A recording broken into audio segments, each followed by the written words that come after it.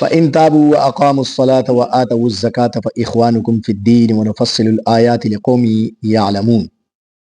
کچیر هغه توباو بسی او المنز قائم کی او زکات ویر کی نو هغه دي تاسو دینی ورونه دي او مو تفصیلی آیتونه بیانو دي احکام دي پارا څه هغه پیږي. وإن نكثوا أيمانهم من بعد عهدهم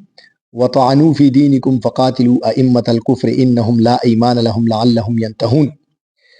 کچیر هغه وعده کول نه بعد خپل معاهده موت کی او تاسو په دین کې تانو تشنی وکي نو تاسو د کفرونو سردارون قتل کې د هغه سو کاول او عهد نشته دا کدای شي دي سره هغه خپل حرکتونو نه مانی شي. الا تقاتلون قوما نكثوا ايمانهم وهموا باخراج الرسول وهم بدؤوكم اول مره. تاسو د قوم سره جنگ ویل نه کوي څه هغه خپل معاهدین موت کړلی او هغه د رسول صلی الله علیه وسلم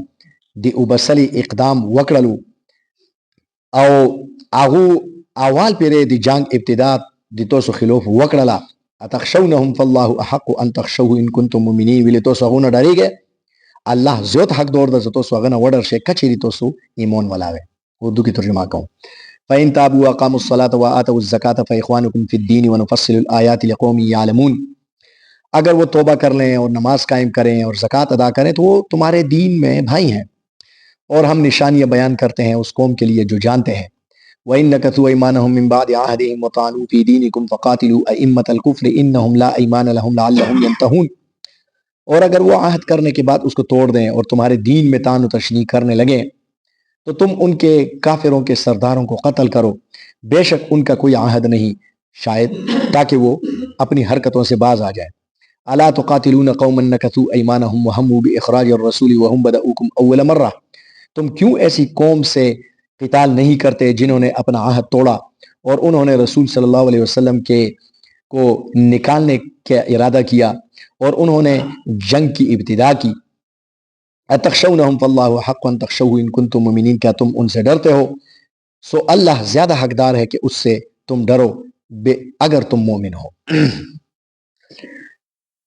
فإن تابوا وأقاموا الصلاة وآتوا الزكاة. پرون مو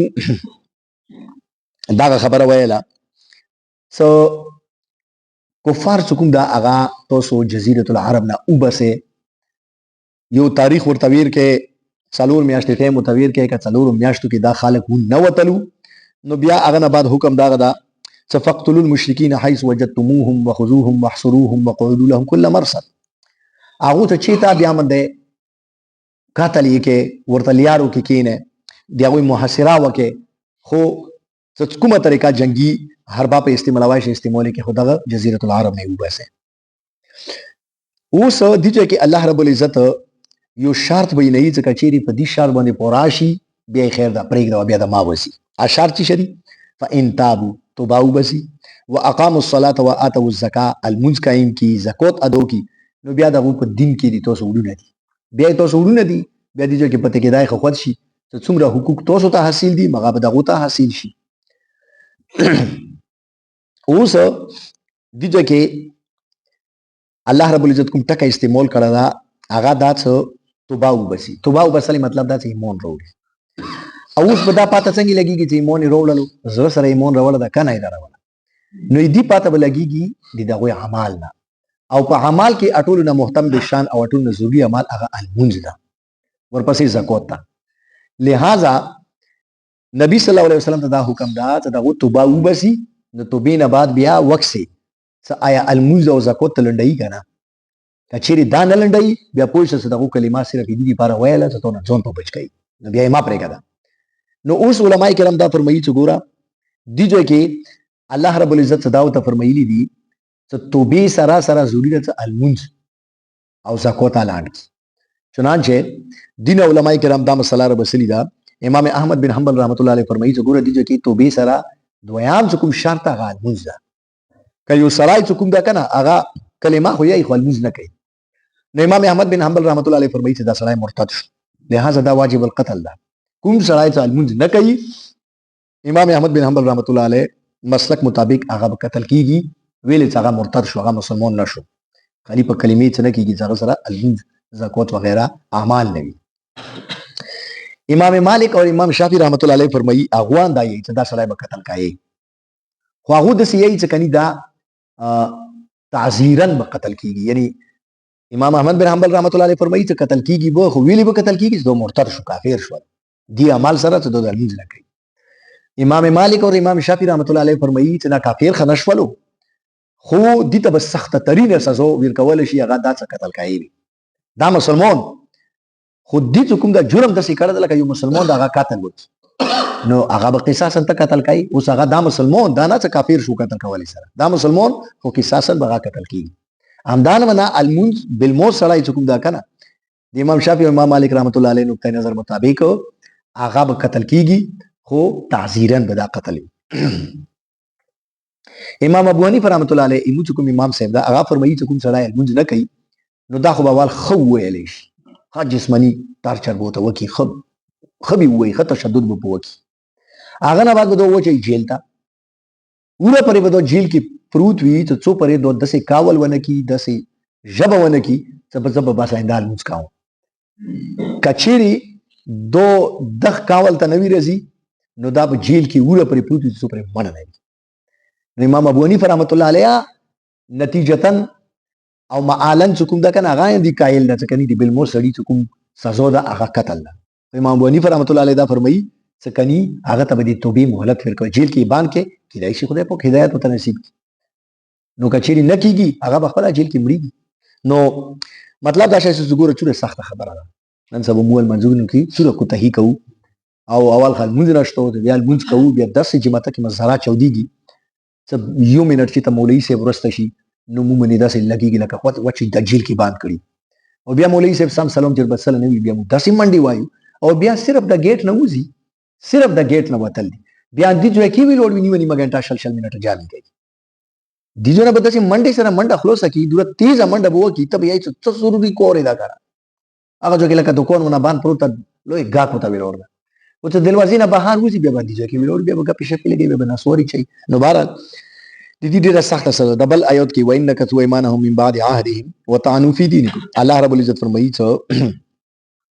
کچېری دا تاسو سره معاهده موت کې لکه د موت کړه لا او د تاسو په دین کې چې کوم د هغه تانو تشریح کوي یعنی د تاسو دین پر ټوکی کوي نخري ور پرې کوي نو نقطه چینی ور باندې کوي د تاسو په دین باندې دا حرکت څه کوي کنه نو فقاتلوا ائمه الكفر دا قتل کې بیا ما پرې کوي یو نقض عهد وکي معاهده سره موت کی او بیا د تاسو په دین پر ټوکا نخرا کوي علما کرام فرمایي چې یو صلاح یو کافر څوک دا هغه اسلام باندې ځون په اول غوړي هغه څه اشکالات اسلامي احکامات باندې دي هغه څه اعتراضات دي نو هغه پیش کول شي علما کرام ذمہ داری دا وي باندې فرض دي چې د کافر هغه اعتراضات لري کی هغه ته هغه جوابونه ویر کی حل وته وخی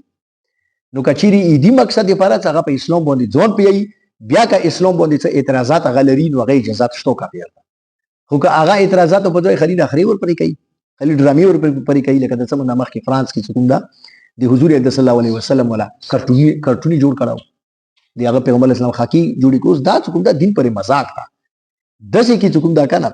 کچيري دارالاسلام کې دغه پتی کېږي نو دا به قتل کوي دا خلک په نه پرېګا دي د مخکې آیت کې الله رب العزت فرمایي الا تقاتلون قوما نكثوا ايمانهم وهموا باخراج الرسول الله رب العزت فرمایي صحابه کرامو ته چې تاسو دغه ویل نه قتل کوي دغه سره جنگ تاسو ویل نه کوي حالکه دغه درې جرمونه کړی په یو جرمه دي دغه کوم دا کنه دغه سره جهاد او قتال واجب وو دغه درې جرمونه وکړو کوم نكثوا ايمانهم اول کې تاسو سره کړی معاهده مو تکا دویم وهموا باخراج الرسول دی رسول صلی الله علیه وسلم دی وبسلی اراده وکړه حضور صلی الله علیه وسلم سو مکی معظمین مدینه منورې ته روغللو نو کفرونو چکم دا کنه هغه دی پیغمبر علی السلام دی اخراج او مشوره په خشیو ته پیغمبر علی السلام جلاوتون کو دی نبی وبس خو اخیری چکم دا خبره بیا په دی وشو نه وبسونه او شمړه کوي نو الله رب العزت فرمایي چې یو خدای نبی صلی الله علیه وسلم دی وبسلی منسوبې جوړې کړل یو تاسو سره معاهده مو تک بیان جرم او څلورم وهم بدأوکم اول مره دغه هاري پیره تاسو سره په جنگ کې ابتدا کړی دا ول لوس دغه درچاول ده یعنی بدر کې در پسې اخسار نه روغل یعنی احد کې در پسې اخسار نه روغل غزوه خندق کې در پسې مکه نه روغل مدینه کې نو مطلب دا شاید هاري پیره دغه رچی تاسو پسې ابتدا کړي نو لہذا اوس تاسو باندې لازمي ده چې دغه خلاف اقدام وکړي اتخشونهم ویل تاسو دغه نه ډاریږئ که الله حق ان تخشوا ان كنتم مؤمنين الله نه ویل نه ډاریږي الله زیات حقدار ده څنګه نه وړل شي چنانچه تا حکم پیغمبر علیه السلام ته ملو شو نو حضور اکرم صلی الله علیه وسلم چې کوم دا کنه بس بیا هغه نه بعد جزیره العرب ټول دغه صفایا وکړه او حضرت هغه نه بعد حضرت ابوبکر صدیق رضی الله عنه بیا حضرت عمر فاروق رضی الله عنه بیا حضرت عثمان غنی رضی الله عنه په دور کې خو کوم دا اسلام هغه ارمینیا ته مسلمانان جهاد لپاره رسیدلی ونی ایران یا فتح کړو افغانستان یا فتح کړو ازبکستان وغیرہ دا یا فتح کړو او لوړ ارمینیا ته کوم ځای کې دی هغه پایتخت وو د فارس بادشاہ هغه ارث وتا اټولي بادشاہ وتا ختم کړل بیا د حضرت معاویه رضی الله عنه په دور کې بیا د فارس دغه علاقہ پوتش ولا حضرت معاویه رضی الله تعالی عنہ چې کوم د چونکه شام سره د یورپ باونډري جنگیدله نو رومیانو ته بازنطینی سلطنت ته لوس ورچولو هغه چې کوم دا کنه استانبول پرې ور رسولو هغه علاقای فتح کړله بعض د مسلمانانو کې څکله پرې دغه احکامات باندې هغه عمل کول جذبه جهاد دی هغه په زړونو کې و نو اسلامي کونج ته ورسول نن مو کې بزدلی غالبه شوې ده مو چې کوم د دنیا محبت کې مبتلا شویو د دین لپاره قرباني کول دی هغه لپاره چې دا ځان ستړي کول د دې لپاره ایمو پرایورټي ایمو ترجیحاتو کې سره شامل نه ده الله دې موږ ته نیک عمل توفیق نصیب کړي